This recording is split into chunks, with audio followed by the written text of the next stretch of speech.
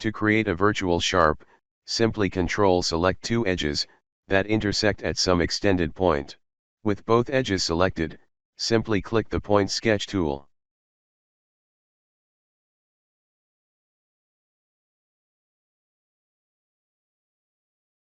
The appearance of the virtual sharp is controlled in Document Properties.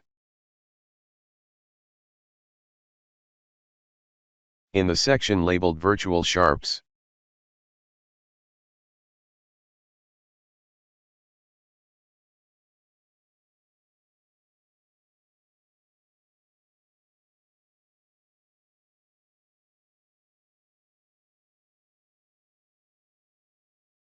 once the virtual sharps are in place, you can use them to place dimensions.